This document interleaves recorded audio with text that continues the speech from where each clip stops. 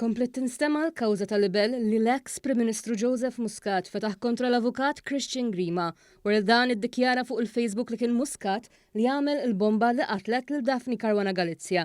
Quddiem il-qorti tal-Maġistrati Joseph Muscat ċed li l-allegazzjoni ta' Grima hija malafamanti għax tindika li hu kien dak li qatilha jew inkella li kien involut. Qal ukoll li kliem bħal dan għandu riperkussjonijiet fuq il-ħajja personali u anka professjonali tiegħu. L-avukat ta' Grima Carl Gregg qal li meta kkummenta b'dak il-mod il-klijent tiegħu kien qed jirreferi għal riżoluzzjoni tal-Parlament Ewropew kif ukoll għal konklużjonijiet tal-inkjesta pubblika dwar il-qtil ta' Caruana Galizia.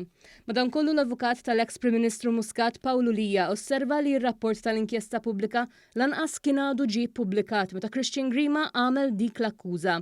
Fil-bidu tas-seduta l-partijiet infurmaw lil qorti ippreseduta mill-Maġistrat Victor George Għaxaq li għaddejjin diskussjonijiet blan li l-każ jiġi riżolut bejn il-partijiet. Fid-dawl ta' dan, fil-waqt li sakemm dan ikun possibbli il-proċeduri jibqgħu għaddejjin. L-avukat ta' Muscat qal l-eks Prim Ministru jibqa' miftuħ għal soluzzjonijiet amikevoli. 3 tranzazzjonijiet li ammontaw għal kważi 150,000 euro minn Dunluk Seguna f'website tal-pornografija ġew immarkati mill-bank bħala li setaw kienu erq. Dan ħareġ fil-qorti meta uffiċjali tal-Pulizija involuti f'investigazzjonijiet kontra l-eks kappillan ta' Marsa Xlok xedu waqt proċeduri li għaddejjin kontra Seguna. Il-qassis qed iwieġeb li mhux ħati ta' frodi, miżappropriazzjoni u ħassil ta' flus.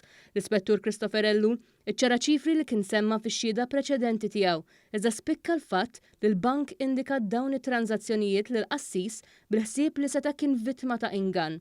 Min-naħa tiegħu iżda l-qassis qal li kien jaf b'dawk il-ħlasijiet.